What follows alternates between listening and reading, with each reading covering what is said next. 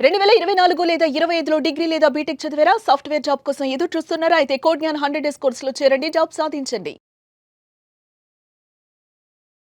నమస్తే మేడం. నమస్కారం. ఎస్పెషల్లీ చిన్న పిల్లలు వాళ్ళ బిహేవియర్ గురించి, వాళ్ళ అంటే ఆ వయసులో ఎందుకు అలా బిహేవ్ చేస్తారన్న దానిపైన మనం ఎక్కువగా మాట్లాడుతున్నాం. కానీ చాలా మంది పిల్లలు చాలా ఉన్నతంగా ఆలోచిస్తూ ఉంటారు. 6 ఇయర్స్ నుంచి మనం అబ్జర్వ్ కనుక చేస్తే ఏదో చెయ్యాలి అని క్రియేటివ్గా ట్రై చేస్తూ ఉంటారు వాళ్ళు. ఇదేంటి మన ఇంట్లో ఎవరికి లేని ఆలోచనలు వీడుకున్నాయని తల్లిదండ్రులు కూడా షాక్ అవుతూ ఉంటారు. అవునండి. కొన్నిసార్లు అనిపిస్తుంది ఏంట్రా నువ్వు ఏమైనా పెద్ద బిజినెస్ మ్యాన్ అయిపోతావే ఏంటి అని కూడా మనం క్వశ్చన్ చేస్తూ ఉంటాము. ఒకవేళ తల్లిదండ్రులు దాన్ని క్యాచ్ చేయాలన్నా, వీళ్ళు ఏదో టాలెంట్ ఉంది, వీడేదో చెయ్యాలనుకుంటున్నాడని ఫస్ట్ అది గుర్తించాలన్నా, లేదు పిల్లల్లో ఆ ఇంట్రెస్ట్ ఉంది ఎంకరేజ్ చేయాలన్నా అసలు ఏ విధంగా అంటారు? అలా పిల్లల్లో నిజంగా ఆ వయసు నుంచి అటువంటి ఆలోచనలు ఉండే అవకాశం ఉంటుంది అంటారా? అసలు అవకాశాలు అయితే చాలా ఉంటాయి. పిల్లలు ఎక్కడ ఏం చూసి ఇన్ఫ్లుయెన్స్ అవుతారో మనం చెప్పలేము. అవును. ఇప్పుడు చూడండి, కొంతమంది మగపిల్లలు ఎక్కడో కిలోమీటర్ దూరంలో ఉండగానే ఒక కార్ యొక్క బ్రాండ్ ఈజీగా గెస్ట్ చెప్పేస్తారా? సౌండ్ని బట్టో, సౌండ్ ని బట్టి స్పెసిఫికేషన్స్ కూడా చెప్పేస్తారు. షోరూమ్ లో డీలర్ చెప్తే గానీ అర్థం కాని స్పెసిఫికేషన్స్ అన్ని కూడా చెప్పేస్తారు మనకి. అంటే ఆ ఇంట్రెస్ట్ ని అలా గాలిలోకి వదిలేయకూడదు. ఒక చిన్న స్టోరీ చెప్తాను మీకు. 2010లో జరిగింది ఇది. ఓకే, రాబర్ట్ నే అనే ఒక 10 ఏళ్ల కుర్రాడు, 10 ఇయర్స్ ఆ బాబుకి ఏం చేశాడు అంటే, ఒక గేమ్ పైన ఉన్న ఇంట్రెస్ట్తో, గేమింగ్ మీద ఉన్న ఇంట్రెస్ట్తో గేమ్స్ ఎలా క్రియేట్ చేయాలన్న ఆలోచనలో పడ్డాడు. ఇప్పుడంటే ఆండ్రాయిడ్ మొబైల్స్ వచ్చేసి చాలా యాప్స్ వచ్చేసాయి, కానీ 2010లో అంత అవేర్నెస్ లేదు గేమింగ్ మీద. అప్పటికి కొంతమంది కాయిన్స్ కొనుక్కుని కాయిన్ వేసి గేమ్ ఆడుకునే సిచ్యువేషన్ లోనే ఉన్నారు. ఆ టైంలో రాబర్ట్ నే అని ఏం చేశాడంటే, ఆ బాబు నే గేమింగ్ అని ఒక ఫర్మ్ నేమ్ పెట్టుకుని ఎలా అయినా కూడా నేను ఒక గేమ్ని కనిపెట్టాలి అని అనుకున్నాడు. అనుకుని ఎవరితోనూ ఏమీ చెప్పలేదు, లైబ్రరీకి వెళ్ళాడు. అక్కడ ఉన్న విషయాల్లో హౌ టు డెవలప్ గేమ్స్ అలాంటివి ఏవో 2 పుస్తకాలు చదివాడు.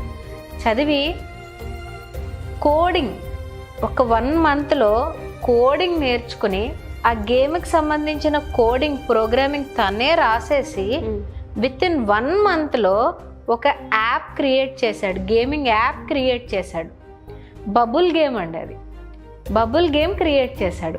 అప్పటి వరకు ఆ వయసు పిల్లలకి యాంగ్రీ బర్డే పెద్ద గేమ్. ఆ టైంలో రాబర్ట్ నే క్రియేట్ చేసిన బబుల్ గేమ్ ఏదైతే ఉందో అది 1 మిలియన్ డౌన్లోడ్స్ కూడా చేరుకుంది. అంటే 2010లో యాంగ్రీ బర్డ్ అనే ఒక గేమ్ని క్రాస్ అయిన ఫస్ట్ గేమ్ బబుల్ గేమ్. అంటే 10 lakhs పీపుల్ దాన్ని డౌన్లోడ్ చేసుకున్నారు. ఇప్పుడు ఆ బాబు వయసు 24, పెద్దవాడు అయి ఉంటాడు, కానీ ఏ వయసులో చేశాడు ఇది?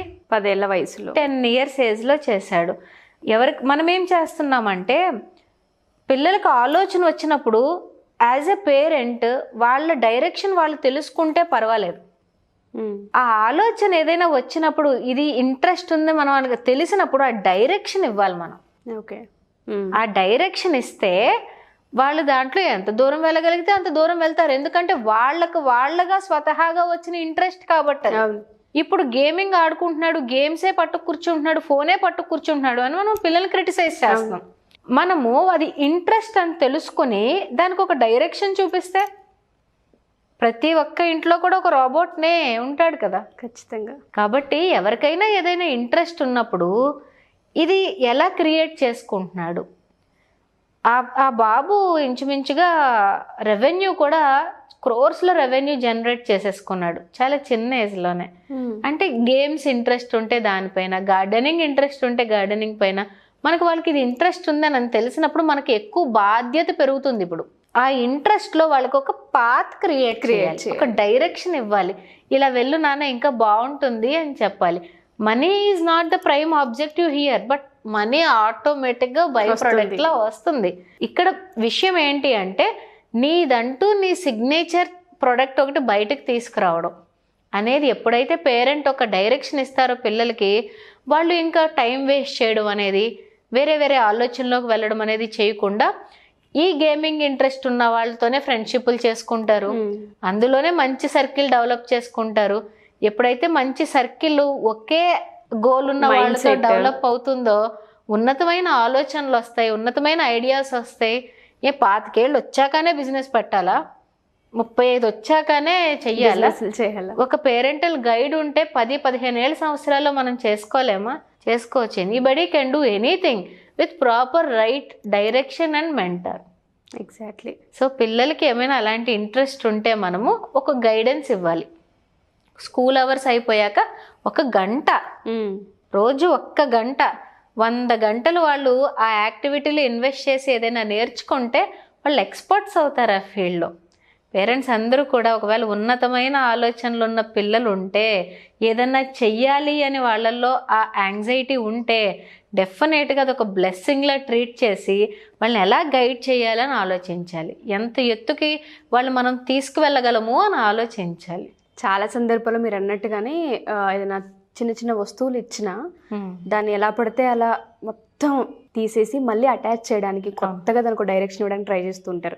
ఆ ప్రాసెస్లో మనం అందరం అనేది ఏంటంటే 100 పెట్టి ఖర్చు పెట్టాం, పాడు చేస్తున్నాడు, లేదంటే ఏవో గేమ్స్ చూస్తున్నాడు, ఏదో మాకు తెలియని భాష ఏదో చూసి అవేవో వింటున్నాడు, వాటి మీద ఎక్కువ టైం కేటాయిస్తున్నాడు, బుక్స్ కానీ లేకపోతే టీచర్స్ చెప్పింది కానీ అసలు పట్టించుకోవట్లేదు అన్న ప్రాసెస్లో ఎక్కువగా మనం ఆలోచిస్తుంటాం. బట్ ఎక్కడో వీళ్ళకేదో క్రియేటివ్గా చెయ్యాలని అంటే parent the other side of the coin కొంచెం పాజిటివ్గా చూడాలి. ఏమో ఒక టాయ్ క్రియేట్ చేసి దాని పేటెంట్ రైట్స్ తీసుకుంటే హీజ్ ఎ మిలీనియర్ కదా. ఎగ్జాక్ట్లీ. సో కొంచెం పేరెంట్స్ ఆ పాజిటివ్ అవుట్లుక్లో కూడా ఆలోచిస్తూ ఉండాలి. Thank you so much madam. అంటే ఎప్పుడైనా చేయొచ్చు బిజినెస్ అనేది, వాడికి నిజంగా అసలు ఆ 10 yearsలో థాట్ రావడం ఏంటి, 10 లక్షల మంది డౌన్లోడ్స్ అంటే అసలు అది చిన్న విషయం కాదు. Thank you ma'am. Thank you so much. Thank you very much.